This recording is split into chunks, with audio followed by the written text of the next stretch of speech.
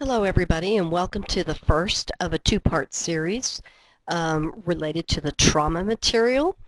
And we're going to start out with a 19-year-old female who is brought to the emergency department after her car collided with another vehicle while on the freeway. She was wearing a seatbelt. She was not ejected. The driver's side airbag did not deploy. This often happens when instead of a head-on front car collision, if there's any slight variation to the side, sometimes the airbags do not deploy, and she is currently making incoherent sounds. So what are some initial considerations as care is initiated at the crash scene? And this is usually not a nursing role. This is usually going to be the emergency medical system or the paramedics, whichever way you're going to look at it. Though if you're a flight nurse, this would be something you would consider. While looking at the damage to the vehicle, the paramedics should consider that the crash may occur at a high rate of speed, and while the vehicle suddenly stops due to the crash, the body and the tissues in the vehicle continue to move.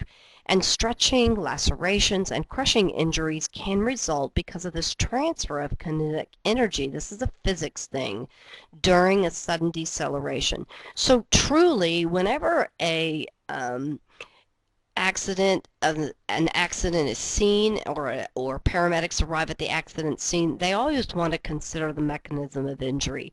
What does the vehicle look like? What does the car on the inside look like? Those kinds of things, because sometimes injuries are just not obvious and you just have to look at the whole picture, and that's known as mechanism of injury. Additionally, it's been determined that victims of multiple traumas who receive care within 1 hour of injury and are then transported to a level 1 or level 2 trauma centers, they have the best chance of recovery. And that's because these centers have a trauma surgeon that's usually on or in the facility at all times, and there's support services such as the operating room, radiology, and laboratory that's there 24/7. And these resources need to be considered because we want to ensure that the delivery of the best care for these individuals' injuries are done. So as this patient arrives in the emergency department, this trauma patient, there are three others that also arrive simultaneously.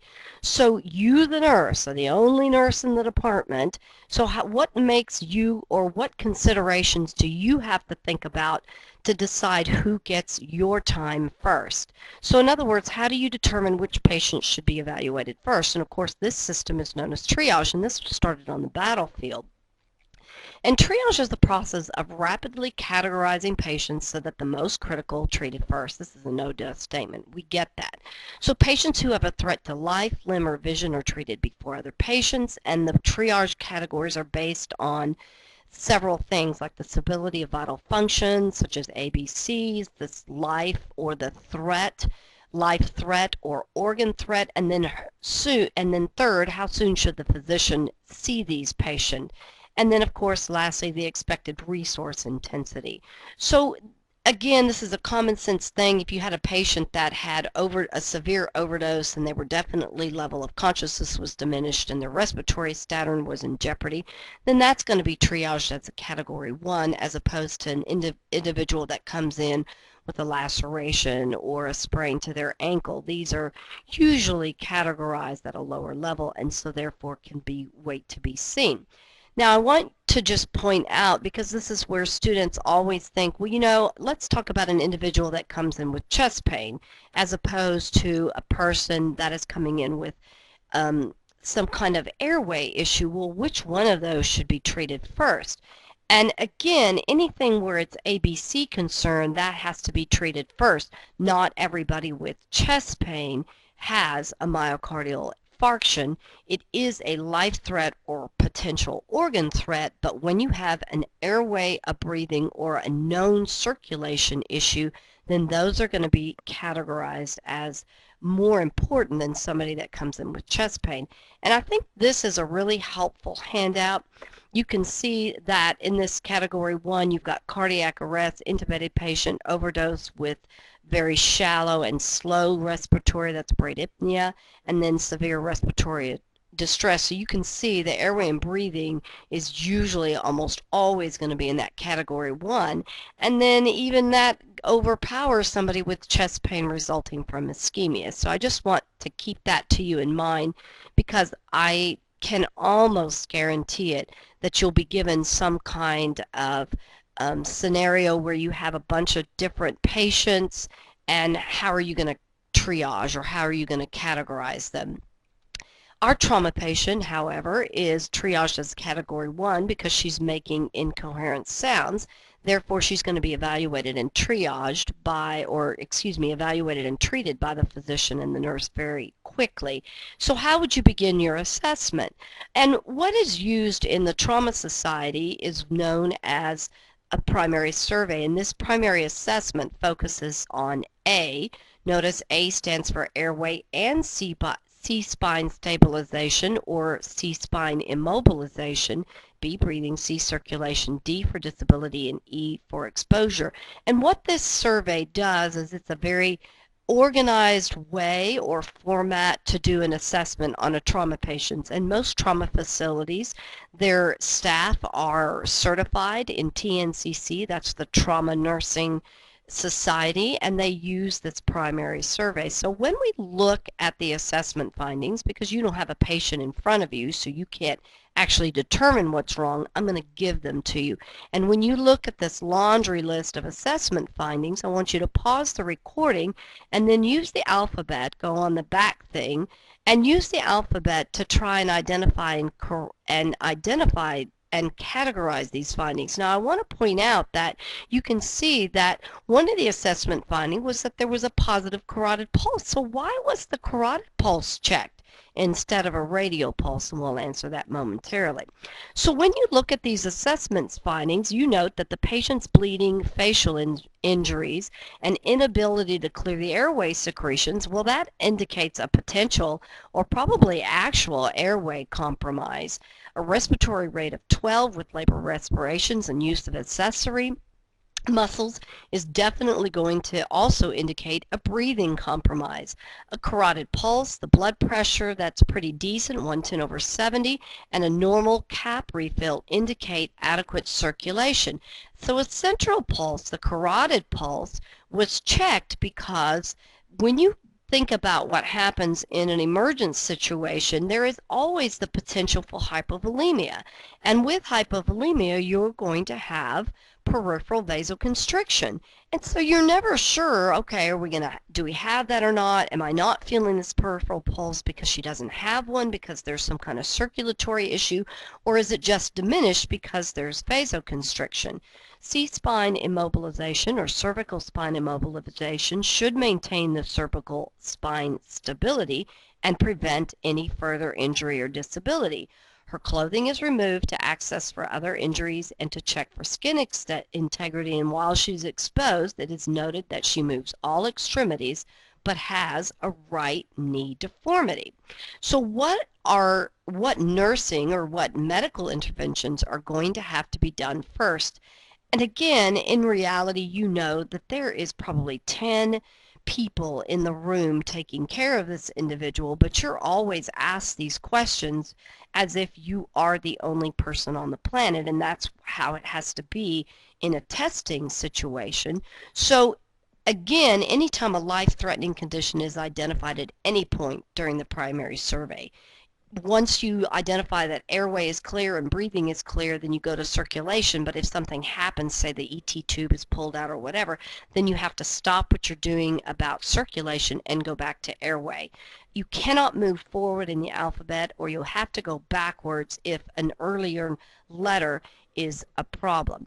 So that's what that statement means, that you have to have life-threatening condition is identified at any point during the primary survey. Treatment interventions are started immediately before you proceed to the next step. And so because our patient's been determined that there's airway and breathing compromise, well, that's what the focus, the initial focus is going to be. And how is that managed? Well, what is known as rapid sequence intubation is performed, and this is the preferred method of intubation in an emergent situation because individuals can quickly secure an unprotected airway. These individuals are given some kind of sedation, and that's usually a benzodiazepine such as Versed. The other name is midazolam. They may be given anesthesia also, which is usually etomidate or amidate. They may be given a paralytic, such as a nectine, and then cricoid pressure is usually applied once the medications are given. Cricoid pressure is applied while the individual is intubated. And when you look at this, you can see that when you apply this squeezing together and then a pushing motion downward, essentially the esophagus, this portion right here is the esophagus. So here's the trachea with the cricoid membrane, and you squeeze it kind of down, and that will occlude the esophagus because a lot of these patients, Murphy's Law says they're going to have this accident when their stomach is full. They've just eaten at Taco Bell or whatever, or they've just drunk an entire bottle of alcohol.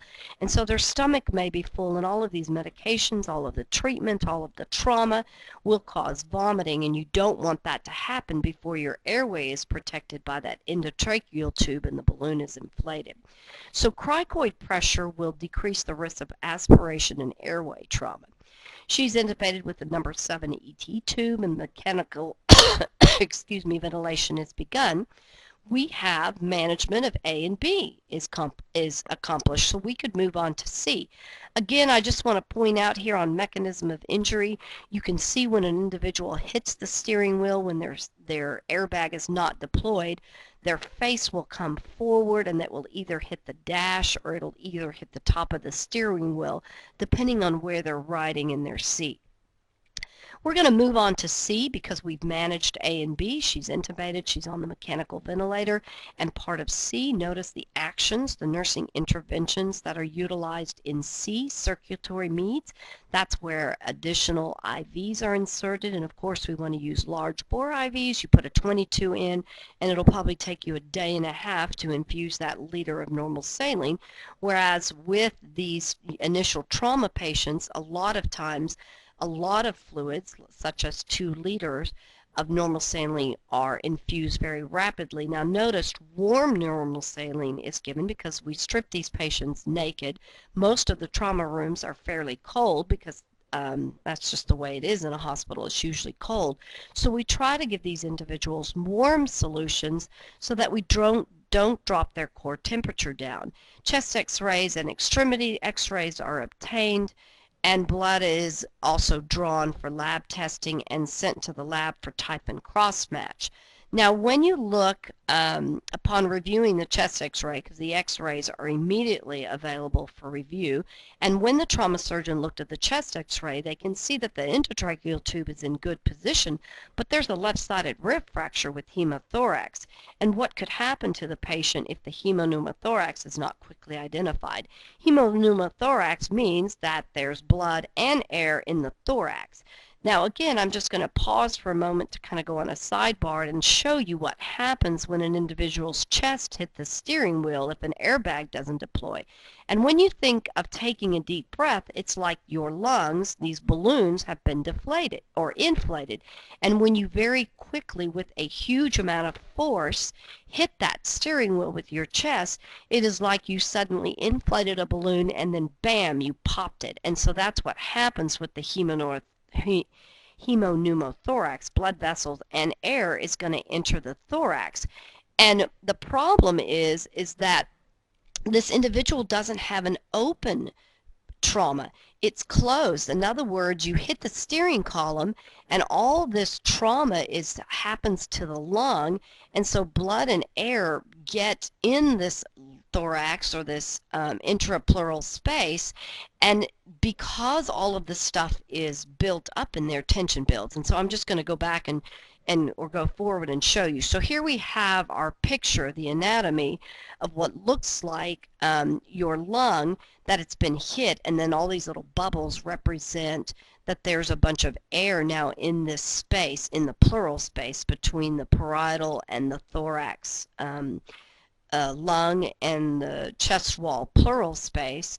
And so you have all this air that collects in here and takes up space, and of course it causes a decrease, or excuse me, not a decrease, but an absence of negative pressure. The pleural space increases, it becomes more positive, and the lung will collapse. And as air continues to collect, because there's nowhere for this air to escape, because you've got this chest wall that's intact, there isn't any outward damage to the chest wall, and all of this blood and air will continue to collect, and so it causes a pushing motion against the heart. The heart's not pictured here, but this is where it would be in this space right here.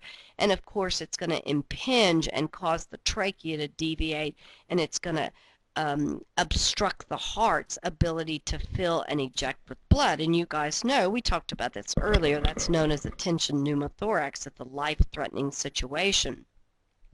And cardiac arrest can occur if this blood and air is not quickly evacuated.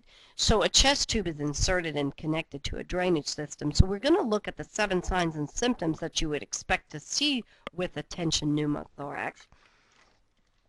In reality, anytime chest trauma is seen, these things are looked for and assessed for by the transporting paramedics and flight nurse, because it is such a critical thing. Let's look at the 7 signs. You have dyspnea, chest pain may radiate to the shoulder, tracheal deviation.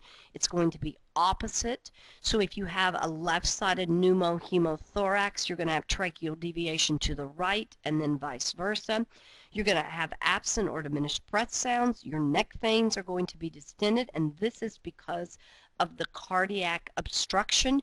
You don't have blood that's being returned to the heart because the heart cannot expand or do diastole and fill, and then you have a decreased cardiac output because less blood being filled in the heart lacks the ability to eject blood. You're going to have cyanosis because you're not going to have oxygenation with that dropped lung, and then this can lead to a systole or PEA. That's the T, one of the T's in the H's and T's that we've already learned about. We just reminding you that we inserted the chest tube, and that is now draining, and we look at the patient's blood test, and the hemoglobin is 6.5, the hematocrit is 20.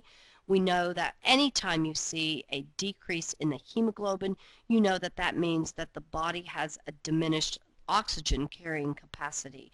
And even though we give IV fluids and the volume can be replaced of what was lost on the pavement, you know that normal saline doesn't carry oxygen, so blood has to be administered. And if the blood was sent to the lab for type and cross match, it's really not been enough time for the lab staff to do a type and cross match. So what is the solution to this urgent need for blood products? Well, what you're going to administer is uncross-matched, O negative. O negative is the universal donor, and any person can receive O negative blood. And 2 units of O negative packed red blood cells are given over 20 minutes. Again, we want to have it warmed, so there's a blood warmer that can deliver blood, because we don't want to drop this individual's temperatures. If the need for red blood cells continue, not only do we give red blood cells, but we also give fresh frozen plasma, because remember that we're only replacing the oxygen carrying capacity, but in packed red blood cells, it does not contain any of the clotting factors, and this individual lost whole blood. They lost clotting factors and red blood cells, and so I think there's a recommendation that actually 1-to-1 administration is given. Don't quote me on that. Now, for all intents and purposes, the primary survey is complete, and we cover the patient with warm blankets. And then we're going to continue in our assessment and begin the secondary surveys. And I'm going to pause the recording and do part 2 so that you can take a breather and not